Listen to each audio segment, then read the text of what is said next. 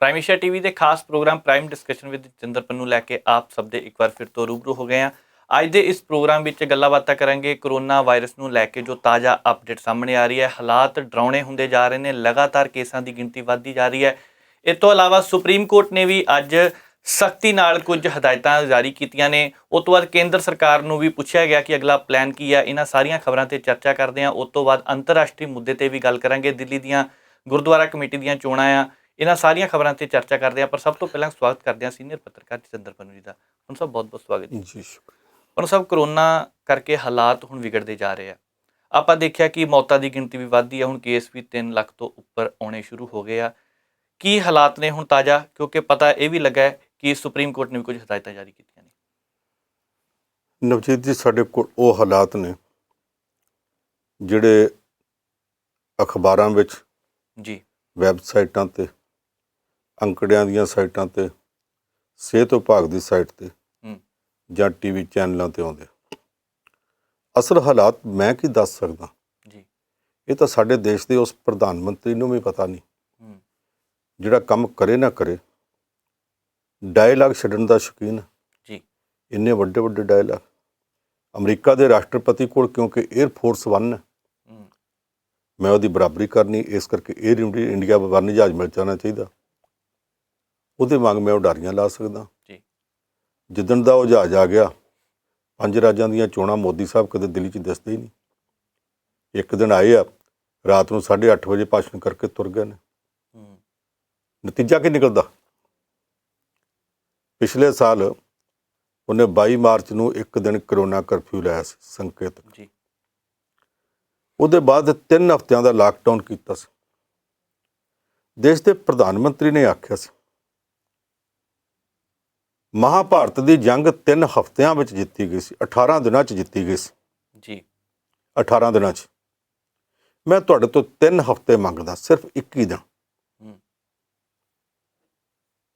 ਇਸ ਪ੍ਰਧਾਨ ਮੰਤਰੀ ਨੂੰ ਐਡਾ ਵੱਡਾ ਡਾਇਲਾਗ ਛੱਡਣ ਲੱਗਿਆ ਚੇਤਾ ਹੀ ਨਾ ਰਿਹਾ ਕਿ ਮਹਾਭਾਰਤ ਦੀ ਜੰਗ ਕਿਸੇ ਕੁਦਰਤੀ ਵਰਤਾਰੇ ਦੇ ਨਾਲ, ਕਿਸੇ ਬਿਮਾਰੀ ਨਾਲ ਨਹੀਂ ਸੀ ਜੀ। ਉਹ ਸਕੇ ਚਾਚੇ ਤੇ ਤਾਏ ਦੇ ਪੁੱਤਰਾਂ ਦੀ ਜੰਗ ਸੀ, ਜਿਹਨੂੰ ਧਰਮ ਦਾ ਨਾਂ ਦੇ ਦਿੱਤਾ ਗਿਆ। ਇੱਕ ਪਾਸੇ ਕੌਰਵ ਸਨ ਸਕੇ 100 ਭਰਾ, ਇੱਕ ਪਾਸੇ ਪਾਂਡਵ ਸਨ ਸਕੇ 5 ਭਰਾ, ਆਪੋ ਵਿੱਚ ਸਕੇ ਚਾਚੇ ਤਾਏ ਦੇ ਪੁੱਤ ਸਨ। ਕੀ ਕਰੋਨਾ ਵਾਇਰਸ ਜਿਹੜਾ ਸਾਡੇ 'ਚੋਂ ਕਿਸੇ ਦੀ ਮਾਸੀ ਦਾ ਪੁੱਤ ਹੈ? ਸਾਡੇ 'ਚੋਂ ਕਿਸੇ ਚਾਚੇ ਤਾਏ ਦਾ ਪੁੱਤ ਹੈ? ਇਸ ਵਰਤਾਰੇ ਨਾਲ, ਇਸ ਬਿਮਾਰੀ ਨਾਲ ਲੜਨ ਨੂੰ ਮਹਾਭਾਰਤ ਨਾਲ ਜਿਹੜੇ ਪ੍ਰਧਾਨ ਮੰਤਰੀ ਨੇ ਮੇਲ ਦਿੱਤਾ ਔਰ ਇਹ ਆਖਿਆ ਕਿ 3 ਹਫ਼ਤੇ ਮੈਂ ਤੁਹਾਡੇ ਤੋਂ ਮੰਗਦਾ, ਸਿਰਫ 3 ਹਫ਼ਤੇ, 21 ਦਿਨ, ਸਿਰਫ 3 ਹਫ਼ਤੇ। 3 ਹਫ਼ਤੇ ਤੇ ਤਾੜੀਆਂ ਮਾਰਦਿਆਂ ਤੇ ਥਾਲੀਆਂ ਖੜਕਾਉਂਦਿਆਂ ਮੁੱਕ ਗਏ ਸੀ। ਹੁਣ 57ਵਾਂ ਹਫ਼ਤਾ ਸ਼ੁਰੂ ਹੋ ਗਿਆ, 19 ਤਿਆਂ 57 ਜੀ। ਇਹਨੇ 3 ਹਫ਼ਤੇ ਮੰਗੇ ਸਨ, ਉਹਦੇ ਨਾਲੋਂ 19 ਗੁਣਾ ਹਫ਼ਤੇ ਹੋ ਗਏ ਨੇ। ਬਿਮਾਰੀ ਰੁਕਦੀ ਕਿਉਂ ਨਹੀਂ? ਬਿਲਕੁਲ। ਪੰਡਿਤ ਨਹਿਰੂ ਦੇ ਵੇਲੇ ਤੋਂ ਇੱਕ ਪਲੈਨਿੰਗ ਕਮਿਸ਼ਨ ਹੁੰਦਾ ਸੀ, ਜਿਹਨੂੰ ਤੋੜ ਕੇ ਉਹਦਾ ਹਿੰਦੀ ਨਾਂ ਰੱਖ ਕੇ ਨੀਤੀ ਆਯੋਗ ਬਣਾ ਦਿੱਤਾ ਜੀ। ਨੀਤੀ ਆਯੋਗ ਦਾ ਇੱਕ ਮੈਂਬਰ ਹੈ ਡਾਕਟਰ VK ਪਾਲ, ਉਹਨੂੰ ਕਰੋਨਾ ਟਾਸਕ ਫੋਰਸ ਦਾ ਮੁਖੀ ਬਣਾ ਦਿੱਤਾ ਗਿਆ ਜੀ। ਅੱਜ 22 ਅਪ੍ਰੈਲ, ਮੈਂ ਪਿਛਲੇ ਸਾਲ ਦੀਆਂ 22 ਅਪ੍ਰੈਲ ਦੀਆਂ ਖਬਰਾਂ ਕੱਢ ਕੇ ਵੇਖੀਆਂ। 22 ਅਪ੍ਰੈਲ ਨੂੰ ਕਰੋਨਾ ਟਾਸਕ ਫੋਰਸ ਦੇ ਹੈੱਡ, ਨੀਤੀ ਆਯੋਗ ਦੇ ਮੈਂਬਰ ਡਾਕਟਰ VK ਪਾਲ ਨੇ ਕਿਹਾ ਸੀ ਡਰਨ ਦੀ ਲੋੜ ਕੋਈ ਨਹੀਂ, ਬਸ ਤੁਸੀਂ ਸਮਝ ਲਓ ਕਿ 3 ਹਫ਼ਤੇ ਨੇ, 16 ਮਈ ਤੋਂ ਬਾਅਦ ਹਿੰਦੁਸਤਾਨ 'ਚ ਕਰੋਨਾ ਦਾ ਕੋਈ ਕੇਸ ਨਹੀਂ ਆਵੇਗਾ ਜੀ। ਹੁਣ ਤਾਂ ਅਗਲੇ ਸਾਲ ਦੀ 16 ਮਈ ਆਉਣ ਵਾਲੀ ਹੈ। ਹੋਇਆ ਕੀ ਸੀ? ਉਦੋਂ ਇੱਥੇ ਕੇਸ ਆਉਂਦੇ ਸਨ 1200, 1400, 2800, 3200, 37, 3800। ਜਦੋਂ 16 ਮਾਰਚ ਮਈ ਤੋਂ ਬਾਅਦ ਕੋਈ ਕੇਸ ਨਹੀਂ ਸੀ ਆਉਣਾ, ਉਦੋਂ ਇੱਕਦਮ 4800, 4900, ਫਿਰ 10,000 ਰੋਜ਼ ਦੇ ਆਉਣ ਲੱਗ ਪਏ, 20,000 ਆਉਣ ਲੱਗ ਪਏ, 80,000 ਆਉਣ ਲੱਗ ਪਏ, 99,000 ਨੂੰ ਟੱਚ ਕਰਕੇ ਮੁੜੇ ਸਨ ਜੀ। ਹੁਣ ਕੀ ਹਾਲਤ ਹੈ? ਹੁਣ ਇਹ ਹੈ ਕਿ ਕੱਲ੍ਹ ਅਸੀਂ ਕਹਿੰਦੇ ਸਾਂ 2,95,000 ਹੋ ਗਏ ਨੇ, 3 ਦੇ ਨੇੜੇ ਪਹੁੰਚ ਗਏ। ਅੱਜ ਭਾਰਤ ਵਿੱਚ 3,16,000 ਦੇ ਨੇੜੇ ਆ, 3,15,800 ਕੁਛ ਨੇ। ਇਹਦਾ ਮਤਲਬ 3,16,000 ਹੋ ਗਏ। ਕੱਲ੍ਹ ਮੌਤਾਂ ਦੀ ਗਿਣਤੀ 2020 ਸੀ, 2020 ਜੀ, ਅੱਜ 2104 ਹੈ। ਮੌਤਾਂ ਦੀ ਗਿਣਤੀ ਵੱਧਦੀ ਜਾ ਰਹੀ ਹੈ, ਕੇਸਾਂ ਦੀ ਗਿਣਤੀ ਵੱਧਦੀ ਜਾ ਰਹੀ ਹੈ। ਜਿਹੜਾ ਪ੍ਰਧਾਨ ਮੰਤਰੀ 3 ਹਫ਼ਤੇ ਮੰਗਦਾ ਸੀ ਜੀ ਉਹ 19 ਤੇ 57 ਹਫ਼ਤੇ ਤੱਕ ਜਾ ਕੇ ਵੀ ਹੁਣ ਅਜੇ ਤੱਕ ਕਹਿੰਦਾ ਸਥਿਤੀ ਮੇਰੇ ਕੰਟਰੋਲ 'ਚ। ਕਾਹਦੇ ਕੰਟਰੋਲ 'ਚ? ਬਿਲਕੁਲ ਜਿਹੜੇ ਵੀਕੇ ਪਾਲ ਨੇ, ਕਰੋਨਾ ਟਾਸਕ ਫੋਰਸ ਦੇ ਮੁਖੀ ਨੇ ਆਖਿਆ ਸੀ 16 ਮਈ ਤੋਂ ਬਾਅਦ ਕੋਈ ਕੇਸ ਹੀ ਨਹੀਂ ਆਵੇਗਾ। ਹੁਣ ਉਹ ਬੋਲਦਾ ਕਿਉਂ ਨਹੀਂ ਕਿ ਕੋਈ ਕੇਸ ਨਹੀਂ ਸੀ ਆਉਣਾ, ਤੇ ਇੰਨੇ ਕੇਸ ਲੱਖਾਂ ਦੀ ਗਿਣਤੀ 'ਚ ਕਿੱਥੋਂ ਆ ਰਹੇ ਨੇ? ਇਹ ਸਥਿਤੀਆਂ ਨੂੰ ਨਾ ਸਮਝਣਾ ਚਾਹੀਦਾ। ਪਿਛਲੇ ਸਾਲ ਇਹਨਾਂ ਨੇ ਇਹ ਆਖਿਆ ਸੀ ਅਸੀਂ ਆਕਸੀਜਨ ਦੇ 162 ਨਵੇਂ ਪਲਾਂਟ ਲਾਵਾਂਗੇ। 162 ਦੇ ਵਿੱਚੋਂ ਅਜੇ ਤੱਕ 32 ਲੱਗੇ, ਸਿਰਫ 32। ਜੀ ਬਾਕੀ 130 ਦੇ ਵਿੱਚੋਂ 47 ਜਿਹੜੇ ਉਹ ਪਾਸ ਹੋਏ ਆ ਤੇ ਲੱਗਦੇ ਪਏ ਆ। 83 ਦਾ ਅਜੇ ਤੱਕ ਕਿਸੇ ਨੂੰ ਸੁਪਨਾ ਹੀ ਨਹੀਂ ਆਇਆ। ਜੀ ਫਿਰ ਏਡੇ ਵੱਡੇ ਵੱਡੇ ਸੁਪਨੇ ਉੱਦਾਂ ਹੀ ਸੀ ਜਿਵੇਂ 15 ਲੱਖ ਲੋਕਾਂ ਦੇ ਖਾਤੇ ਜਮ੍ਹਾਂ ਕਰਾਉਣਾ ਸੀ। ਉਹੀ ਹਿਸਾਬ ਹੋ ਗਿਆ। ਪ੍ਰਧਾਨ ਮੰਤਰੀ ਸਾਹਿਬ ਕੀ ਕਰ ਰਹੇ ਨੇ? ਇਹ ਲੋਕਾਂ ਨੂੰ ਪਤਾ ਤਾਂ ਲੱਗਣਾ ਚਾਹੀਦਾ। ਇਸ ਵੇਲੇ ਸਥਿਤੀ ਜਿਹੜੀ ਹੈ ਉਹ ਇੰਨੀ ਵਿਗੜ ਚੁੱਕੀ ਹੈ ਕਿ ਰਾਜ ਸਰਕਾਰਾਂ ਸਾਰੀਆਂ ਆਪੋ ਆਪਣੇ ਘੋੜੇ ਭਜਾ ਰਹੀਆਂ ਨੇ। ਜੀ ਖੱਬੇ ਹੱਥ ਨੂੰ ਪਤਾ ਹੀ ਨਹੀਂ ਸੱਜਾ ਕਿੱਥੇ ਤੁਰਿਆ ਫਿਰਦਾ। ਰਾਤ ਦੇ ਹਨੇਰੇ 'ਚ ਵੀ ਖੱਬਾ ਤੇ ਸੱਜਾ ਦੋਵੇਂ ਹੱਥ ਇੱਕ ਦੂਸਰੇ 'ਚ ਪਾਈਏ ਤੇ ਉਹ ਇੱਕ ਦੂਸਰੇ ਨਾਲ ਲੜਦੇ ਨਹੀਂ, ਆਰਾਮ ਨਾਲ ਤੁਰੇ ਜਾਂਦੇ, ਇੱਕ ਦੂਸਰੇ ਤੱਕ ਉਂਗਲਾਂ ਜਾਂਦੀਆਂ ਨੇ। ਜੀ ਬਿਲਕੁਲ ਸੈੱਟ ਹੁੰਦਾ ਹਨੇਰੇ 'ਚ ਵੀ। ਇੱਥੇ ਚਿੱਟੇ ਦਿਨ ਖੱਬੇ ਹੱਥ ਨੂੰ ਪਤਾ ਨਹੀਂ ਮੇਰਾ ਸੱਜਾ ਕਿੱਥੇ ਆ। ਰਾਜ ਸਰਕਾਰਾਂ ਅੱਡੋ ਅੱਡ ਤੁਰੀਆਂ ਫਿਰਦੀਆਂ ਨੇ। ਆਖਰ ਨੂੰ ਮਾਮਲਾ ਹੁਣ ਕੋਰਟ ਕਚਹਿਰੀ ਚਲਾ ਗਿਆ। ਇਹ ਕਚਹਿਰੀ ਖਿੱਚਣ ਲੱਗੀ ਹੈ। ਪੰਜ ਸਾਹਿਬ, ਕੋਰਟ ਕਚਹਿਰੀ ਦੀ ਗੱਲ ਨਾਲ ਕਰ ਲੈਂਦੇ ਹਾਂ। ਸੁਪਰੀਮ ਕੋਰਟ ਨੇ ਅੱਜ ਸਖਤ ਸ਼ਬਦਾਂ ਵਿੱਚ ਕਿਹਾ ਕਿ ਸਾਨੂੰ ਦੱਸੋ ਤੁਹਾਡਾ ਪਲਾਨ ਕੀ ਅੱਗੇ, ਕੇਂਦਰ ਸਰਕਾਰ ਕੀ ਕਰੂਗੀ। ਫਿਰ ਚਰਚਾ ਇਹ ਵੀ ਆ ਕਿ ਲੋਕਡਾਊਨ ਵੀ ਲਗਾਇਆ ਜਾ ਸਕਦਾ ਹੈ। ਕੀ ਲੱਗਦਾ, ਲੱਗ ਸਕਦਾ? ਕੁਛ ਵੀ ਹੋ ਸਕਦਾ ਜੀ। ਜੇ ਕਹਿੰਦੇ ਸੀ 16 ਮਈ ਤੋਂ ਬਾਅਦ ਕੋਈ ਕੇਸ ਨਹੀਂ ਆਉਣਾ ਤੇ ਅਗਲੀ 16 ਮਈ ਆਉਣ ਤੱਕ ਲੱਖਾਂ ਦੀ ਗਿਣਤੀ 3-3 ਲੱਖ ਕੇਸ ਆਉਣ ਲੱਗ ਪਏ ਨੇ, ਜੀ ਤੇ ਫਿਰ ਕੀ ਨਹੀਂ ਹੋ ਸਕਦਾ? ਇਸ ਦੇਸ਼ 'ਚ ਕੁਛ ਵੀ ਹੋ ਸਕਦਾ। ਸੁਪਰੀਮ ਕੋਰਟ 'ਚ ਕੇਸ ਅੱਜ ਗਿਆ। ਕੱਲ੍ਹ ਦਿੱਲੀ ਹਾਈ ਕੋਰਟ ਨੇ ਜੋ ਕੁਝ ਆਖਿਆ, ਸਰਕਾਰ ਨੂੰ ਸ਼ਰਮ ਆਉਣੀ ਚਾਹੀਦੀ ਹੈ। 2 ਜੱਜਾਂ ਦੇ ਬੈਂਚ ਨੇ ਆਖਿਆ ਬਾਕੀ ਸਾਰੇ ਅਧਿਕਾਰਾਂ ਤੋਂ ਉੱਪਰਲਾ ਤੇ ਮੁੱਢਲਾ ਅਧਿਕਾਰ ਲੋਕਾਂ ਦਾ ਜਿਉਣ ਦਾ ਅਧਿਕਾਰ ਆ ਕਿ ਅਸੀਂ ਜਿਉਂਦੇ ਰਹੀਏ। ਬਿਲਕੁਲ ਜ਼ਿੰਦਗੀ ਦਾ ਅਧਿਕਾਰ ਆ। ਤੁਸੀਂ ਮਨੁੱਖਾਂ ਨੂੰ ਜਿੰਦਾ ਰੱਖਣ ਵਾਸਤੇ ਕੀ ਕਰਦੇ ਪਏ ਹੋ? ਤੁਹਾਡੇ ਤੋਂ ਆਕਸੀਜਨ ਸਪਲਾਈ ਨਹੀਂ ਹੋ ਰਹੀ। ਇਸ ਵੇਲੇ ਹਸਪਤਾਲਾਂ ਨੂੰ ਆਕਸੀਜਨ ਸਪਲਾਈ ਨਹੀਂ ਹੋ ਰਹੀ, ਪਰ ਤੁਹਾਡੇ ਸਟੀਲ ਪਲਾਂਟ ਜਿਹੜੇ ਆ ਉਹਨਾਂ ਨੂੰ ਆਕਸੀਜਨ ਸਪਲਾਈ ਹੋ ਰਹੀ ਆ। ਹਾਈ ਕੋਰਟ ਨੇ ਕੱਲ੍ਹ ਸਾਫ਼ ਲਫ਼ਜ਼ਾਂ 'ਚ ਆਖਿਆ ਜਿਹੜੀਆਂ ਫੈਕਟਰੀਆਂ ਦੇ ਵਿੱਚ ਵੈਕਸੀਨ ਬਣਦੀ ਆ, ਜਿਨ੍ਹਾਂ 'ਚ ਸੈਨੀਟਾਈਜ਼ਰ ਬਣਦੇ ਆ, ਮੈਡੀਕਲ ਦਾ ਸਮਾਨ ਬਣਦਾ, ਜੀ ਉਹਨਾਂ ਨੂੰ ਆਕਸੀਜਨ ਦਿਓ। ਆ ਜਿੰਨੇ ਸਟੀਲ ਪਲਾਂਟ ਆ, ਬਾਕੀ ਇੰਡਸਟਰੀ ਆ, ਬੰਦ ਕਰ ਦਿਓ। ਔਰ ਜੱਜਾਂ ਨੇ ਜਿਹੜਾ ਲਫ਼ਜ਼ ਵਰਤਿਆ, ਕਹਿੰਦੇ ਤਰਲਾ ਲਓ, ਕਿਸੇ ਤੋਂ ਮੰਗੋ, ਜੀ ਨਹੀਂ ਮੰਗਿਆ ਮਿਲਦੀ ਉਧਾਰ ਲੈ ਲਓ, ਜੇ ਵੀ ਨਹੀਂ ਮਿਲਦੀ ਚੋਰੀ ਕਰਕੇ ਲਿਆਓ, ਪਰ ਗੈਸ ਲਿਆਓ, ਲੋਕਾਂ ਨੇ ਜਿਉਂਦੇ ਰੱਖਣਾ। ਅੱਜ ਤੱਕ ਕਦੇ ਕਿਸੇ ਅਦਾਲਤ ਨੇ ਕਿਸੇ ਸਰਕਾਰ ਨੂੰ ਇਹ ਨਹੀਂ ਸੀ ਆਖਿਆ ਤੂੰ ਚੋਰੀ ਵੀ ਕਰ ਪਰ ਲੋਕ ਜਿਉਂਦੇ ਰੱਖ। ਬਿਲਕੁਲ ਅੱਕ ਕੇ ਜੱਜਾਂ ਨੇ ਆਖਿਆ ਭਾਵੇਂ ਚੋਰੀ ਕਰੋ ਪਰ ਗੈਸ ਲਿਆਓ ਤੇ ਲਿਆ ਕੇ ਲੋਕਾਂ ਨੂੰ ਜਿਉਂਦੇ ਰੱਖੋ। ਸਰਕਾਰ ਨੂੰ ਸ਼ਰਮ ਨਾ ਆਈ? ਜੀ ਇਹ ਮਸਲਾ ਇੱਕ ਨਹੀਂ, 2 ਨਹੀਂ, ਹਿੰਦੁਸਤਾਨ ਦੀਆਂ 6 ਹਾਈ ਕੋਰਟਾਂ ਚਲਾ ਗਿਆ। ਸਿੱਕਮ ਹਾਈ ਕੋਰਟ ਚਲਾ ਗਿਆ, ਬੰਬੇ ਹਾਈ ਕੋਰਟ ਚਲਾ ਗਿਆ, ਇਲਾਹਾਬਾਦ ਹਾਈ ਕੋਰਟ ਚਲਾ ਗਿਆ, ਦਿੱਲੀ ਹਾਈ ਕੋਰਟ ਚਲਾ ਗਿਆ। ਸਾਰਿਆਂ ਥਾਵਾਂ 'ਤੇ ਸਰਕਾਰ ਫਸੀ ਪਈ ਹੈ। ਸਰਕਾਰਾਂ 'ਚੋਂ ਅੱਡੋ ਅੱਡ ਕਰਦੀਆਂ ਪਈਆਂ ਨੇ ਰਾਜਾਂ ਦੀਆਂ। ਹਾਈ ਕੋਰਟਾਂ ਵੀ ਅੱਡੋ ਅੱਡ ਕਹਿ ਰਹੀਆਂ ਨੇ ਇੱਥੇ ਲਾਕਡਾਊਨ ਲਾ ਦਿਓ, ਇੱਥੇ ਨਾ ਲਾਓ। ਅੱਜ ਸੁਪਰੀਮ ਕੋਰਟ ਜਦੋਂ ਕੇਸ ਗਿਆ ਤੇ ਉਹਨਾਂ ਨੇ 4 ਸਵਾਲ ਪੁੱਛੇ ਆ ਸਰਕਾਰ ਨੂੰ, ਜੀ ਕੇਂਦਰ ਸਰਕਾਰ ਨੂੰ, ਮੋਦੀ ਦੀ। ਨਰਿੰਦਰ ਮੋਦੀ ਸਾਹਿਬ ਦੀ ਸਰਕਾਰ ਨੂੰ ਪਹਿਲਾ ਸਵਾਲ ਇਹ ਪੁੱਛਿਆ ਕਿ ਤੁਸੀਂ ਕੱਲ੍ਹ 23 ਤਰੀਕ ਤੱਕ ਇਹ ਦੱਸੋ ਕਿ ਆਕਸੀਜਨ ਦੀ ਸਪਲਾਈ ਦਾ ਕੀ ਕਰਦੇ ਪਏ।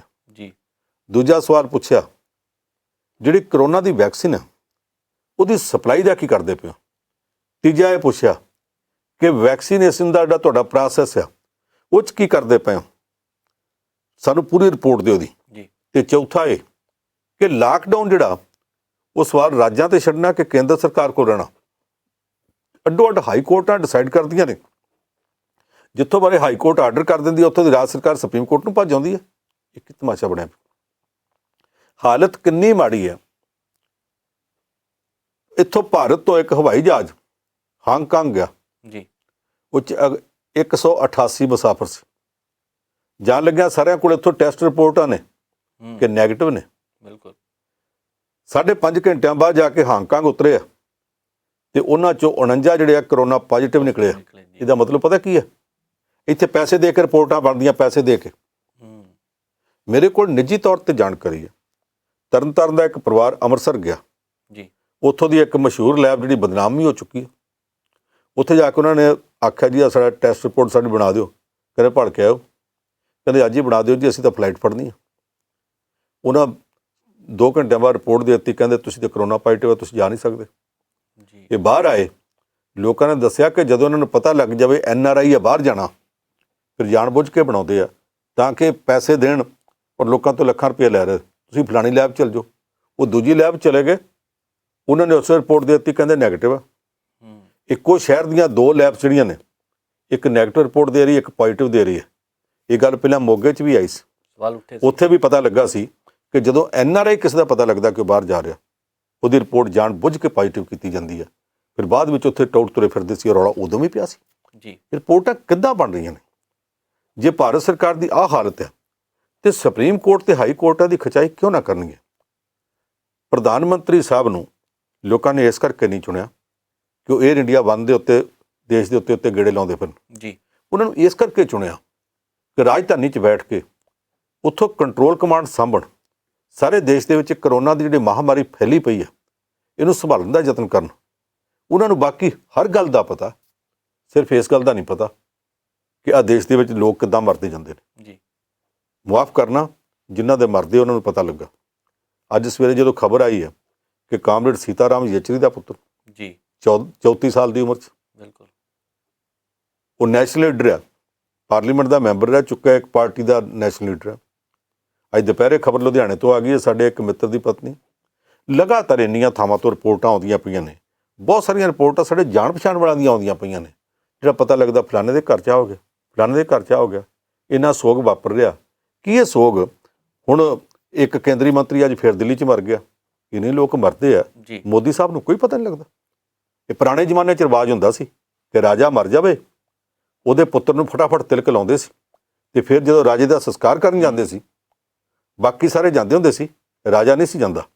ਰਾਜਾ ਦਰਬਾਰ 'ਚ ਬੈਠਾ ਹੁੰਦਾ ਸੀ, ਪ੍ਰਧਾਨ ਮੰਤਰੀ ਆ ਕੇ ਕਹਿੰਦਾ ਸੀ ਕਿ ਇਸ ਰਾਜ ਦੇ ਇੱਕ ਸੇਵਕ ਗੁਜ਼ਰ ਗਿਆ, ਉਹਦਾ ਅੰਤਮ ਸੰਸਕਾਰ ਕਰਨਾ, ਉਹਦੀ ਆਗਿਆ ਦਿੱਤੀ ਜਾਵੇ। ਤੇ ਰਾਜੇ ਦਾ ਪੁੱਤ ਰਾਜਾ ਬਣ ਕੇ ਕਹਿੰਦਾ ਸੀ ਆਗਿਆ ਹੈ, ਤੁਸੀਂ ਸਾਰੇ ਜਾ ਸਕਦੇ ਹੋ। ਉਹ ਸਾਰੇ ਜਾਂਦੇ ਸੀ। ਕਿਉਂ? ਕਹਿੰਦੇ ਸੀ ਰਾਜਾ ਤਾਂ ਰਾਜਾ ਨਹੀਂ ਗਾ, ਉਹ ਰਾਜ ਦਾ ਸਿੰਬਲ ਹੈ। ਰਾਜ ਕਦੇ ਅਫਸੋਸ ਨਹੀਂ ਕਰਦਾ। ਕਿ ਅਸੀਂ ਸਮਝੀਏ ਕਿ ਲੋਕ ਰਾਜ ਦੇ ਵਿੱਚ ਵੀ ਲੋਕ ਕੱਟਿਆ ਗਿਆ, ਇਹ ਰਾਜ ਅਫਸੋਸ ਨਹੀਂ ਕਰਦਾ ਜੀ। ਦਿੱਲੀ ਵਿੱਚ ਬੈਠੀ ਕੇਂਦਰ ਦੀ ਸਰਕਾਰ ਕੋਈ ਅਫਸੋਸ ਨਹੀਂ ਕਰ ਰਹੀ। ਜੇ ਅਫਸੋਸ ਹੋਵੇ ਤੇ ਆ ਕੁਝ ਹੋਵੇ ਕਿਉਂ? ਇਹ ਸਥਿਤੀਆਂ ਬਹੁਤ ਨਾਜ਼ੁਕ ਨੇ ਜੀ, ਤੇ ਸੋਚਣਾ ਪਏਗਾ ਜੀ। ਪੰਨ ਸਾਹਿਬ, ਤੁਸੀਂ ਹਾਂਗਕਾਂਗ ਦੀ ਗੱਲ ਕੀਤੀ, 49 ਜਣੇ ਪੋਜ਼ਿਟਿਵ ਆਏ ਆ, ਪਾਕਿਸਤਾਨ ਵਾਲੇ ਪਾਸਿਓਂ ਸ਼ਰਧਾਲੂ ਵੀ ਆਏ ਆ ਸਾਡੇ।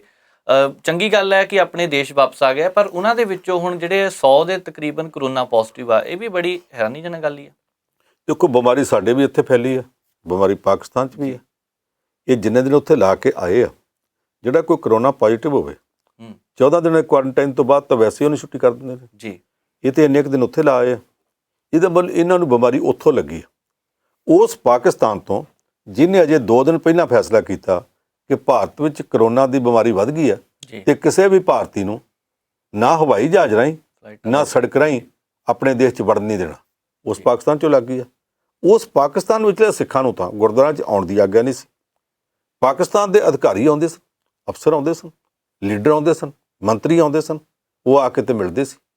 ਹੁਣ ਪਾਕਿਸਤਾਨ ਦੀ ਸਰਕਾਰ ਨੂੰ ਪਤਾ ਹੋਊ ਕਿ ਇਹਨਾਂ 'ਚੋਂ ਤੀਜਾ ਹਿੱਸਾ 303 ਸਨ, ਉਹਨਾਂ 'ਚੋਂ 100 ਨੂੰ ਇਹ ਬਿਮਾਰੀ ਕਿੱਦਾਂ ਲੱਗ ਗਈ ਜੀ। ਔਰ ਉੱਥੋਂ ਆਉਣ ਲੱਗਿਆ ਇਹਨਾਂ ਦੇ ਟੈਸਟ ਕੀਤੇ ਕਿ ਨਹੀਂ ਕੀਤੇ, ਉਹ ਟੈਸਟ ਰਿਪੋਰਟ ਕਿੱਥੇ ਨੇ? ਔਰ ਇਹ ਥੋੜ੍ਹਾ ਜਿਹਾ ਵੀ ਸੋਚਣਾ ਚਾਹੀਦਾ ਕਿ ਅਜੇ 1 ਮਹੀਨਾ ਪਹਿਲਾਂ ਜਦੋਂ ਭਾਰਤ ਸਰਕਾਰ ਨੇ ਆਖਿਆ ਸੀ ਜਥਾ ਨਾ ਜਾਣ ਦਿਓ, ਇੱਥੇ ਕੁਝ ਲੋਕ ਬਹੁਤ ਜ਼ਿਆਦਾ ਰੌਲਾ ਪਾਉਂਦੇ ਸੀ, ਸਾਡੇ ਧਾਰਮਿਕ ਮਾਮਲਿਆਂ 'ਚ ਦਖਲ ਦਿੱਤਾ ਜਾ ਰਿਹਾ। ਅੱਗੇ ਤੋਂ ਉਹਨਾਂ ਨੂੰ ਵੀ ਥੋੜ੍ਹਾ ਜਿਹਾ ਸੋਚਣਾ ਚਾਹੀਦਾ। ਮੈਂ ਇਸ ਗੱਲੋਂ ਬੀਬੀ ਜਗੀਰ ਕੌਰ ਦੀ ਤਾਰੀਫ ਕਰਦਾ, ਘੱਟੋ ਘੱਟ ਇੱਕ ਕੰਮ ਉਹਨੇ ਚੰਗਾ ਕੀਤਾ। 9ਵੇਂ ਪਾਤਸ਼ਾਹ ਗੁਰੂ ਤੇਗ ਬਹਾਦਰ ਸਾਹਿਬ ਦਾ ਸ਼ਤਾਬਦੀ ਸਮਾਗਮ ਆ ਰਿਹਾ, ਪੂਰਾ ਫੈਸਲਾ ਸੀ ਕਿ ਸ਼ਾਨ ਨਾਲ ਮਨਾਇਆ ਜਾਣਾ, ਪਰ ਉਹਨਾਂ ਨੇ ਮੀਟਿੰਗ ਕਰਕੇ ਆਖਿਆ ਨਹੀਂ, ਅਸੀਂ ਸੰਕੇਤਕ ਤੌਰ ਤੇ ਮਨਾਵਾਂਗੇ, ਤੇ ਅਸੀਂ ਸੰਗਤਾਂ ਨੂੰ ਇਹ ਬੇਨਤੀ ਕਰਦੇ ਹਾਂ ਕਿ ਅਸੀਂ ਇੰਟਰਨੈਟ ਤੇ ਚਾੜ ਦਿਆਂਗੇ, ਤੁਸੀਂ ਲਿੰਕ ਤੁਹਾਨੂੰ ਦੇ ਦਿਆਂਗੇ, ਆਪੋ ਆਪਣੇ ਘਰਾਂ 'ਚ ਬੈਠ ਕੇ ਤੁਸੀਂ ਸਾਰੇ ਲੋਕ ਉੱਥੇ ਵੇਖ ਸਕਦੇ ਆ, ਆਇਓ ਨਾ, ਭੀੜ ਨਾ ਕਰਿਓ। ਇਹ ਪਹਿਲੀ ਵਾਰ ਹੈ ਕਿ ਸਿੱਖਾਂ ਦੀ ਆਗੂ ਨੇ, ਸਿੱਖਾਂ ਦੇ ਕਿਸੇ ਵੀ ਆਗੂ ਨੇ ਪਹਿਲੀ ਵਾਰ ਇਸ ਤਰ੍ਹਾਂ ਦਾ ਫੈਸਲਾ ਲਿਆ। ਮੈਂ ਕਹਿੰਦਾ ਚਲੋ ਚੰਗਾ ਕੀਤਾ, ਪਰ ਬਾਕੀ ਮਾਮਲਿਆਂ ਵਿੱਚ ਵੀ ਕੋਆਪਰੇਟ ਕਰਨਾ ਚਾਹੀਦਾ। ਦਿੱਲੀ ਤੋਂ ਵੀ ਇੱਕ ਖਬਰ ਆ ਰਹੀ ਹੈ, ਦਿੱਲੀ ਗੁਰਦੁਆਰਾ ਕਮੇਟੀ ਦੀਆਂ ਚੋਣਾਂ ਵੀ ਰੱਦ ਕਰ ਦਿੱਤੀਆਂ ਗਈਆਂ। ਕੱਲ ਅਰਵਿੰਦ ਕੇਜਰੀਵਾਲ ਹੋਣਾ ਨੇ ਮਨਜ਼ੂਰੀ ਦੇ ਦਿੱਤੀ ਸੀ ਵੈਸੇ, ਪਰ ਅੱਜ ਪਤਾ ਲੱਗਾ ਕਿ ਰੱਦ ਕਰਤੀਆਂ। ਅਰਵਿੰਦ ਕੇਜਰੀਵਾਲ ਨੇ ਪਰਸੋਂ ਮਨਜ਼ੂਰੀ ਦੇ ਦਿੱਤੀ ਸੀ ਜੀ ਉਹਦੀ ਪਰਸੋਂ ਦੀ ਪ੍ਰਵਾਨਗੀ ਦੀ ਚਿੱਠੀ ਗਈ ਸੀ ਸਿਫਾਰਸ਼। ਜੀ ਉੱਥੋਂ ਦੇ ਲੈਫਟੀਨੈਂਟ ਗਵਰਨਰ ਨੇ 2 ਦਿਨ ਤੱਕ ਇਹ ਰਿਪੋਰਟ ਰੋਕ ਕੇ ਕਿਉਂ ਰੱਖੀ ਹੈ? ਰੁਕਣੀ ਨਹੀਂ ਸੀ ਚਾਹੀਦੀ। 2 ਦਿਨ ਰੋਕੀ, ਮੈਂ ਕਹਿੰਦਾ 1 ਘੰਟਾ ਵੀ ਨਹੀਂ ਸੀ ਰੋਕਣੀ ਚਾਹੀਦੀ। ਜਦੋਂ ਪਤਾ ਸੀ ਆਹ ਹਾਲਤ ਹੋਈ ਪਈ ਹੈ, ਇਸ ਹਾਲਤ ਦੇ ਵਿੱਚ ਹੁਣ ਚਾਹੀਦਾ ਸੀ ਉਸ ਵੇਲੇ ਕਹਿੰਦਾ ਨੋ, ਇਸ ਵੇਲੇ ਨਹੀਂ, ਇਹ ਤੁਸੀਂ ਰੋਕ ਦਿਓ। ਦਿੱਲੀ ਵਿੱਚ ਤਾਂ ਇਸ ਵੇਲੇ ਕਹਿਰ ਮਚਿਆ ਪਿਆ, ਤੁਹਾਨੂੰ ਚੋਣਾਂ ਦੀ ਪਈ ਹੈ, ਤੁਸੀਂ ਬੰਦ ਕਰ ਦਿਓ। ਪਰ ਉਹ ਪਤਾ ਨਹੀਂ ਕਿਹੜੀਆਂ ਗਿਣਤੀਆਂ ਮਿਣਤੀਆਂ 'ਚ, ਸ਼ਾਇਦ ਉਹ ਇਸ ਕਰਕੇ ਕਿ ਜੇ ਇੱਥੇ ਮੈਂ ਚੋਣ ਰੋਕਾਂਗਾ ਤੇ ਲੋਕ ਪੁੱਛਣਗੇ ਫਿਰ ਬੰਗਾਲ 'ਚ ਕਿਉਂ ਹੁੰਦੀ ਪਈ ਹੈ? ਜੀ ਬੰਗਾਲ ਦੀ ਚੋਣ ਦੇ ਉੱਤੇ ਸਿਰ ਧੜ ਦੀ ਬਾਜੀ ਲੱਗੀ ਪਈ ਹੈ। ਜੀ ਇੱਧਰ ਸਿਵੇ ਮੱਚਦੇ ਪਏ ਆ ਤੇ ਉੱਧਰ ਬੰਗਾਲ ਦੇ ਵਿੱਚ ਵੋਟਾਂ ਵਾਸਤੇ ਹੁੰਜਾ ਵੱਜਦਾ ਪਿਆ, ਬੋਕਰ ਮਾਰੀ ਜਾ ਰਹੀ ਹੈ, ਝਾੜੂ ਮਾਰਿਆ ਜਾ ਰਿਹਾ ਕਿ ਕਿੰਨੀਆਂ ਕੁ ਅਸੀਂ ਹੁੰਜ ਸਕਦੇ ਹਾਂ। ਉਹਦੇ ਵਾਸਤੇ ਸਾਰਾ ਜ਼ੋਰ ਲੱਗਾ ਪਿਆ। ਚੋਣ ਕਮਿਸ਼ਨਰ ਜਿੰਨੇ ਨੇ, ਇਹ ਇਸ ਵੇਲੇ ਹਰ ਇੱਕ ਨੂੰ ਝਾਕ ਹੈ ਕਿ ਜਦੋਂ ਮੈਂ ਇੱਥੋਂ ਰਿਟਾਇਰ ਹੋਊਂਗਾ ਮੈਨੂੰ ਕਿਤੇ ਗਵਰਨਰ ਲਾਉਣਗੇ, ਮੈਨੂੰ ਕਿਸੇ ਕਾਰਪੋਰੇਸ਼ਨ ਦਾ ਚੇਅਰਮੈਨ ਲਾਉਣਗੇ, ਇਸ ਕਰਕੇ ਕਿਸੇ ਕਮਿਸ਼ਨ ਦਾ ਚੇਅਰਮੈਨ ਲਾ ਦੇਣਗੇ, ਅਥਾਰਟੀ ਦਾ ਲਾ ਦੇਣਗੇ। ਇਸ ਕਰਕੇ ਉਹ ਜਿੰਨੇ ਕੁ ਚੋਣ ਕਮਿਸ਼ਨ 'ਚ ਇਸ ਵੇਲੇ ਇਹੋ ਜਿਹੇ ਲੋਕ ਜਾਂਦੇ ਨੇ, ਉਹ ਸਾਰੇ ਕੇਂਦਰ ਦੀ ਸਰਕਾਰ ਵੱਲ ਵੇਖਦੇ ਨੇ ਕਿ ਉਹ ਸਰਕਾਰ ਕੀ ਚਾਹੁੰਦੀ ਹੈ। ਇਹਦਾ ਕਰਕੇ ਉਹਨਾਂ ਨੇ ਤਾਂ ਉਹ ਕਰਨਾ ਨਹੀਂ। ਆ ਚੰਗਾ ਕੀਤਾ ਕਿ ਦਿੱਲੀ ਦੇ ਵਿੱਚ ਸਿੱਖ ਗੁਰਦੁਆਰਾ ਪ੍ਰਬੰਧਕ ਕਮੇਟੀ ਦੀਆਂ ਚੋਣਾਂ ਐਨ ਵੇਲੇ ਸਿਰ ਜਾ ਕੇ ਰੋਕ ਦਿੱਤੀਆਂ, ਪਰ ਇਹ ਆਖਿਆ ਕਿ ਪਹਿਲਾਂ ਤੁਸੀਂ ਜਾਨ ਬਚਾਓ, ਬਾਕੀ ਸਭ ਗੱਲਾਂ ਬਾਅਦ ਦੀਆਂ। ਲੋਕਾਂ ਦੀ, ਇੱਥੋਂ ਦੇ ਨਾਗਰਿਕਾਂ ਦੀ ਜਾਨ ਬਚਾਉਣਾ ਬਹੁਤ ਜ਼ਿਆਦਾ ਜ਼ਰੂਰੀ ਹੋ ਗਿਆ। ਉਹ ਇਹ ਠੀਕ ਫੈਸਲਾ, ਹਾਲਾਂਕਿ ਜਿਹੜਾ ਲੇਟ ਕੀਤਾ ਗਿਆ, ਲੇਟ ਨਹੀਂ ਸੀ ਕਰਨਾ ਚਾਹੀਦਾ। ਇਹਦੇ ਨਾਲ ਹੀ ਮੈਂ ਇੱਕ ਗੱਲ ਹੋਰ ਰੱਖਾਂਗਾ, ਦਿੱਲੀ ਦੀਆਂ ਚੋਣਾਂ 'ਚ ਇਸ ਵਾਰੀ ਫਿਰ ਜਿੱਦਾਂ ਅੱਗੇ ਹੁੰਦਾ ਬਹੁਤ ਹੜਦੰਗ ਮਚਿਆ, ਬਹੁਤ ਪੈਸੇ ਦਾ ਵੀ ਰੋਲ ਹੈ। ਕੱਲ ਇੱਕ ਗੱਡੀ 'ਚੋਂ ਕਹਿੰਦੇ ਆ 2 ਕਰੋੜ ਰੁਪਈਏ ਫੜੇ ਗਏ। ਉਹਨਾਂ ਦੀ ਵੀ ਜਿਹੜੀ ਖਬਰ ਆਈ ਹੈ, ਉਹ ਜਿਹਦੇ ਵੀ ਹੁਣ ਪੜਤਾਲ ਹੋਣੀ ਚਾਹੀਦੀ ਹੈ ਵੀ ਉਹ ਕਿੱਥੋਂ ਆਏ ਰੁਪਈਏ, ਕਿੱਥੇ ਜਾਣੇ ਸਨ, ਕੌਣ ਲੈ ਕੇ ਜਾ ਰਿਹਾ ਸੀ। ਹੋਰ ਕੁਝ ਨਾ ਹੋਵੇ, ਗੱਡੀ ਦਾ ਮਾਲਕ ਕਿਹੜਾ ਜਾਂ ਗੱਡੀ ਦਾ ਡਰਾਈਵਰ, ਉਹ ਤੋਂ ਤਾਂ ਪਤਾ ਲੱਗ ਜੂਗਾ। ਇਹ ਇਹਨਾਂ ਨਾਲ ਪੈਸਾ, ਜੇ ਗੁਰਦੁਆਰਾ ਚੋਣਾਂ ਵਿੱਚ ਵੀ ਇਸ ਤਰ੍ਹਾਂ ਕਰੋੜਾਂ ਰੁਪਈਆ ਲੱਗਦਾ ਪਿਆ ਤੇ ਅਸੈਂਬਲੀ ਤੇ ਪਾਰਲੀਮੈਂਟ ਦੀਆਂ ਚੋਣਾਂ 'ਚ ਕੀ ਹਾਲ ਹੋਵੇਗਾ? ਇਹ ਚੋਣਾਂ ਕਰਦੇ ਪਏ ਨੇ ਜਾਂ ਸੀਟਾਂ ਖਰੀਦਦੇ ਪਏ ਨੇ ਕਮੇਟੀਆਂ ਦੇ ਉੱਤੇ ਕਬਜ਼ਾ ਕਰਨ ਵਾਸਤੇ? ਕੀ ਇਹ ਗੈਂਗਵਾਰ ਚੱਲਦੀ ਪਈ ਹੈ? ਇਹ ਇੰਨੇ ਕਰੋੜਾਂ ਰੁਪਈਏ ਕਿਉਂ ਲੱਗਦੇ ਪਏ ਆ? ਇਹਦੇ ਬਾਰੇ ਵੀ ਪੜਤਾਲ ਦਿੱਲੀ ਦੀ ਸਰਕਾਰ ਨੂੰ, ਦਿੱਲੀ ਦੇ ਲੈਫਟੀਨੈਂਟ ਗਵਰਨਰ ਨੂੰ ਕਰਾਉਣੀ ਚਾਹੀਦੀ ਹੈ, ਕਿਉਂਕਿ ਦਿੱਲੀ ਦੀ ਸਰਕਾਰ ਤਾਂ ਸ਼ਾਇਦ ਕਰਵਾ ਨਾ ਸਕੇ, ਕਿਉਂਕਿ ਇਹ ਮਸਲੇ ਸਾਰੇ ਜਿਹੜੇ ਆ, ਐਂਟੀ ਕਰਪਸ਼ਨ ਬਿਊਰੋ ਵੀ ਲੈਫਟੀਨੈਂਟ ਗਵਰਨਰ ਤੇ ਕੇਂਦਰ ਸਰਕਾਰ ਦੇ ਕੋਲ ਹੈ, ਪੁਲਿਸ ਵੀ ਉਹਨਾਂ ਦੇ ਕੋਲ ਹੈ। ਪੜਤਾਲ ਇਹਦੀ ਹੋਣੀ ਚਾਹੀਦੀ ਹੈ ਕਿ ਕੀ ਹੋਇਆ। ਜੀ ਪੰਜ ਸਾਹਿਬ, ਆਸਟ੍ਰੇਲੀਆ ਨੇ ਇੱਕ ਪ੍ਰੋਜੈਕਟ ਰੱਦ ਕੀਤਾ ਚੀਨ ਦੇ ਨਾਲ, ਰੋਡ ਪ੍ਰੋਜੈਕਟ। ਜਦੋਂ ਕਿ ਕਰੋਨਾ ਵਾਇਰਸ ਦੀ ਸ਼ੁਰੂਆਤ ਹੁੰਦੀ ਹੈ, ਉਸ ਤੋਂ ਬਾਅਦ ਦੋਹਾਂ ਦੇਸ਼ਾਂ ਦੀਆਂ ਤਲਖੀਆਂ ਵਧੀਆਂ, ਕਈ ਸਮਝੌਤੇ ਰੱਦ ਵੀ ਹੋਏ ਆ। ਇਹਦਾ ਕੀ ਕਾਰਨ ਹੈ? ਹੁਣ ਫਿਰ ਮਾਹੌਲ ਖਰਾਬ ਹੋ ਸਕਦਾ ਦੋਹਾਂ ਦੇਸ਼ਾਂ ਦਾ। ਦੇਖੋ, ਕਰੋਨਾ ਵਾਇਰਸ ਕਿੱਥੋਂ ਪੈਦਾ ਹੋਇਆ ਅਜੇ ਤੱਕ ਇਹਦੇ ਬਾਰੇ ਕਨਫਿਊਜ਼ਨ ਹੈ। ਜੀ ਵਰਲਡ ਹੈਲਥ ਆਰਗੇਨਾਈਜੇਸ਼ਨ ਦੇ ਜਿਹੜੇ ਮਾਹਰ ਗਏ ਸਨ, ਉਹ ਕਿਸੇ ਸਿੱਟੇ ਤੇ ਅਜੇ ਤੱਕ ਨਹੀਂ ਪਹੁੰਚ ਸਕੇ। ਮਿਲਿਆ ਨਹੀਂ ਕੁਝ। ਪਰ ਬਹੁਤੀ ਦੁਨੀਆ ਦੇ ਦੇਸ਼ ਇਹ ਕਹਿੰਦੇ ਆ ਕਿ ਚੀਨ 'ਚੋਂ ਪੈਦਾ ਹੋਇਆ, ਵੂਹਾਨ ਤੋਂ ਪੈਦਾ ਹੋਇਆ। ਵੂਹਾਨ ਦੀ ਉਸ ਲੈਬ ਦੇ ਨਾਲ ਫਰਾਂਸ ਦੇ ਸੰਬੰਧ ਹੈ, ਫਰਾਂਸ ਦੀ ਸਰਕਾਰ ਮੰਨਦੀ ਨਹੀਂ। ਫਰਾਂਸ ਤੇ ਅਮਰੀਕਾ ਇਕੱਠੇ ਆ, ਆਸਟ੍ਰੇਲੀਆ ਵੀ ਉਹਨਾਂ ਦੇ ਨਾਲ ਹੈ, ਪਰ ਫਰਾਂਸ ਦੀ ਸਰਕਾਰ ਕਹਿੰਦੀ ਅਸੀਂ ਵੂਹਾਨ ਬਾਰੇ ਮੰਨਦੇ ਨਹੀਂ ਕਿਉਂਕਿ ਲੈਬ ਅਸੀਂ ਬਣਾ ਕੇ ਦਿੱਤੀ ਹੈ, ਸਾਡੇ ਉੱਥੇ ਬੰਦੇ ਕੰਮ ਕਰਦੇ, ਉਹ ਕਹਿੰਦੇ ਉੱਥੇ ਨਹੀਂ ਹੋਇਆ। ਇਹਦੇ ਉੱਤੇ ਅਜੇ ਤੱਕ ਕਨਫਿਊਜ਼ਨ ਹੈ। ਪਰ ਪਿਛਲੇ ਸਾਲ ਜਦੋਂ ਗੱਲ ਚੱਲੀ ਤੇ ਅਮਰੀਕਾ ਦੇ ਬਲਾਕ ਵਿੱਚ ਜਿੰਨੇ ਦੇਸ਼ ਆ ਸਣੇ ਆਸਟ੍ਰੇਲੀਆ ਦੇ, ਇਹਨਾਂ ਸਾਰਿਆਂ ਨੇ ਮੰਗ ਕੀਤੀ ਕਿ ਇਹਦੀ ਆਜ਼ਾਦ ਇੰਡੀਪੈਂਡੈਂਟ ਕੋਈ ਇਨਕੁਆਇਰੀ ਹੋਣੀ ਚਾਹੀਦੀ ਹੈ ਕਿ ਇਹ ਉੱਥੋਂ ਚੀਨ 'ਚੋਂ ਪੈਦਾ ਹੋਇਆ ਕਿ ਨਹੀਂ ਹੋਇਆ। ਇਹਦੇ ਜਦੋਂ ਉਹਨਾਂ ਨੇ ਮੰਗ ਕੀਤੀ ਆਸਟ੍ਰੇਲੀਆ ਵਾਲਿਆਂ ਨੇ, ਤੇ ਉੱਥੇ ਆਸਟ੍ਰੇਲੀਆ ਵਿੱਚ ਜਿਹੜਾ ਚੀਨ ਦਾ ਰਾਜਦੂਤ ਸੀ, ਉਹਨੇ ਉਸੇ ਵੇਲੇ ਕਹਿ ਦਿੱਤਾ ਕਿ ਆਸਟ੍ਰੇਲੀਆ ਨੂੰ ਇਸ ਤਰ੍ਹਾਂ ਦੇ ਬਿਆਨ ਨਹੀਂ ਦੇਣੇ ਚਾਹੀਦੇ। ਉਹਨੂੰ ਇਹ ਪਤਾ ਲੱਗਣਾ ਚਾਹੀਦਾ, ਇਹ ਯਾਦ ਰਹਿਣਾ ਚਾਹੀਦਾ ਕਿ ਉਹਦਾ ਕਿੰਨਾ ਸਮਾਨ ਹੈ ਜਿਹੜਾ ਅਸੀਂ ਚੀਨ ਵਾਲੇ ਖਰੀਦਦੇ ਹਾਂ। ਕੱਲ੍ਹ ਨੂੰ ਜੇ ਅਸੀਂ ਸਮਾਨ ਲੈਣਾ ਬੰਦ ਕਰ ਦਿੱਤਾ ਤਾਂ ਤੁਸੀਂ ਘਾਟੇ 'ਚ ਰਹੋਗੇ। ਇਹਦੇ ਤੋਂ ਕੁੜੱਤਣ ਹੋਰ ਫੈਲ ਗਈ ਕਿ ਤੁਸੀਂ ਸਾਨੂੰ ਧਮਕੀਆਂ ਦਿੰਦੇ ਜੇ। ਹੁਣ ਉਦੋਂ ਬਾਅਦ ਉਹ ਕੁੜੱਤਣ ਲਗਾਤਾਰ ਵੱਧਦੀ ਗਈ। ਇੱਕ ਦੂਸਰੇ ਦੇ ਬੰਦਿਆਂ ਦੇ, ਖਾਸ ਕਰਕੇ ਜਿਹੜੇ ਚੀਨ ਦੇ ਵਿਦਿਆਰਥੀ ਆਉਂਦੇ ਸੀ, ਉਹਨਾਂ ਦਾ ਆਉਣਾ ਵੀ ਰੋਕ ਦਿੱਤਾ ਗਿਆ। ਜਿਹੜੇ ਉੱਥੇ ਅਜੇ ਕੱਚੇ ਸਨ, ਉਹਨਾਂ ਦੇ ਫੈਸਲੇ ਵੀ ਰੋਕ ਲਏ ਗਏ। ਉਹਦੇ ਤੋਂ ਬਾਅਦ ਹੁਣ ਜਿਹੜਾ ਨਵਾਂ ਫੈਸਲਾ ਕੀਤਾ ਆਸਟ੍ਰੇਲੀਆ ਨੇ, ਉਹ ਇਹ ਹੈ ਕਿ BRI ਪ੍ਰੋਜੈਕਟ ਜਿਹੜਾ ਉਹ ਰੱਦ ਕਰ ਦਿਓ। BRI ਕੀ ਹੈ? Belt and road initiative project. ਉਹ ਇਹਨਾਂ ਦੋਵਾਂ ਦਾ ਸੀ, ਇਹਦੇ ਵਿੱਚ ਹੋਰ ਦੇਸ਼ ਵੀ ਸ਼ਾਮਲ ਸਨ। ਉਹਨੇ ਆਸਟ੍ਰੇਲੀਆ ਨੇ ਆਖਿਆ ਨਹੀਂ ਜੀ, ਤੁਹਾਡੇ ਨਾਲ ਸਾਡੀ ਨਿਭ ਨਹੀਂ ਸਕਦੀ। ਉਹਨਾਂ ਇੱਕ ਤਰਫਾ ਤੌਰ 'ਤੇ ਤੋੜ ਦਿੱਤਾ। ਚੀਨ ਸਰਕਾਰ ਇਹ ਤੋਂ ਨਾਰਾਜ਼ ਹੈ, ਨਾਰਾਜ਼ਗੀ ਉਹਦੀ ਆਪਣੀ ਥਾਂ, ਪਰ ਆਸਟ੍ਰੇਲੀਆ ਇੰਡੀਪੈਂਡੈਂਟ ਦੇਸ਼, ਉਹ ਫੈਸਲਾ ਕਰਨਾ ਹੋਵੇ ਕਰ ਸਕਦਾ। ਇੱਦਾਂ ਦੇ ਫੈਸਲੇ ਕੱਲ੍ਹ ਨੂੰ ਕੁਝ ਹੋਰ ਦੇਸ਼ ਵੀ ਕਰ ਸਕਦੇ ਆ। ਚੀਨ ਨੂੰ ਇਹਦੇ ਵਾਸਤੇ ਤਿਆਰ ਰਹਿਣਾ ਚਾਹੀਦਾ। ਧਾਰਮਿਕ ਆਜ਼ਾਦੀ ਦੇ ਮਾਮਲੇ ਨੂੰ ਲੈ ਕੇ ਵੀ ਅਮਰੀਕਾ ਦੀ ਇੱਕ ਰਿਪੋਰਟ ਆਈ ਹੈ, ਕਹਿੰਦੇ ਭਾਰਤ ਦੇ ਹਾਲਾਤ ਬਹੁਤ ਚਿੰਤਾਜਨਕ ਨੇ। ਉਹ ਰਿਪੋਰਟ ਅਮਰੀਕਾ ਦੀ ਨਹੀਂ, ਉਹ UNO ਦੀ ਹੈ, United nations commission on international religious freedom. ਜਿਹੜਾ ਉਹਨੇ ਇਹ ਸਿਫਾਰਿਸ਼ ਕੀਤੀ ਹੈ ਕਿ ਭਾਰਤ ਨੂੰ ਉਹਨਾਂ ਦੇਸ਼ਾਂ ਵਿੱਚ ਰੱਖ ਦਿੱਤਾ ਜਾਵੇ ਜਿਹੜੇ ਦੇਸ਼ਾਂ ਦੇ ਵਿੱਚ ਧਾਰਮਿਕ ਆਜ਼ਾਦੀ ਦੀ ਹਾਲਤ ਬੜੀ ਚਿੰਤਾਜਨਕ ਪੱਧਰ ਤੱਕ ਪਹੁੰਚ ਚੁੱਕੀ ਹੈ। ਜੀ ਹੁਣ ਉਹ ਦੇਸ਼ ਕਿਹੜੇ ਨੇ? ਉਹਨਾਂ 'ਚ ਈਰਾਨ ਆਉਂਦਾ, ਉਹਨਾਂ 'ਚ ਸਾਊਦੀ ਅਰਬ ਆਉਂਦਾ, ਉਹਨਾਂ 'ਚ ਤਾਜਿਕਸਤਾਨ ਆਉਂਦਾ, ਉਹਨਾਂ ਦੇ ਵਿੱਚ ਅਲਜੀਰੀਆ ਆਉਂਦਾ, ਉਹਨਾਂ 'ਚ ਨਾਰਥ ਕੋਰੀਆ ਆਉਂਦਾ, ਉਹਨਾਂ ਦੇ ਵਿੱਚ ਚੀਨ ਵੀ ਆਉਂਦਾ, ਤੇ ਆਖਰੀ ਗੱਲ ਇਹ ਕਿ ਉਹਨਾਂ ਦੇ ਵਿੱਚ ਪਾਕਿਸਤਾਨ ਵੀ ਆਉਂਦਾ। ਉਹ 10 ਦੇਸ਼ ਨੇ ਅੱਗੇ, ਜੇ ਉਹਨਾਂ 10 ਦੇ ਬਰਾਬਰ ਦੇ ਉੱਤੇ ਲਿਆ ਕੇ ਭਾਰਤ ਨੂੰ ਵੀ ਖੜਾ ਕਰ ਦਿੱਤਾ ਜਾਵੇ ਕਿ ਇੱਥੇ ਜਿਹੜੀ ਧਾਰਮਿਕ ਆਜ਼ਾਦੀ ਹੈ ਉਹ ਇਸ ਵੇਲੇ ਉਹਦੀ ਹਾਲਤ ਚਿੰਤਾਜਨਕ ਹੈ, ਤੇ ਭਾਰਤ ਦੀ ਸਰਕਾਰ ਨੂੰ ਸੋਚਣਾ ਚਾਹੀਦਾ। ਅਜੇ ਭਾਰਤ ਦਾ ਪ੍ਰਧਾਨ ਮੰਤਰੀ ਹਰ ਥਾਂ ਦੇ ਉੱਤੇ ਜਾ ਕੇ ਸ਼ਮਸ਼ਾਨ ਤੇ ਕਬਰਸਤਾਨ ਦੀਆਂ ਗੱਲਾਂ ਕਰੇ, ਜਾਣ ਬੁੱਝ ਕੇ ਇਸ਼ਾਰੇ ਕਰੇ, ਔਰ ਜੇ ਜਿਹੜਾ ਦੂਸਰੇ ਉਹਦੇ ਨਾਲ ਦੇ ਨੇ ਉਹ ਜਾ ਕੇ ਸਿੱਧੇ ਤੌਰ ਦੇ ਉੱਤੇ ਦੂਸਰੇ ਧਰਮਾਂ ਦੇ ਖਿਲਾਫ ਭੱਦੀਆਂ ਟਿੱਪਣੀਆਂ ਕਰਨ ਲੱਗ ਪੈਣ, ਤੇ ਅੱਜ ਨਹੀਂ ਕੱਲ੍ਹ ਸਹੀ ਇੰਟਰਨੈਸ਼ਨਲ ਲੈਵਲ ਤੇ ਦੂਸਰੇ ਦੇਸ਼ਾਂ ਦੇ ਵਿੱਚ ਕਿਤੇ ਨਾ ਕਿਤੇ ਤਾਂ ਚਰਚਾ ਚੱਲਣੀ ਸੀ।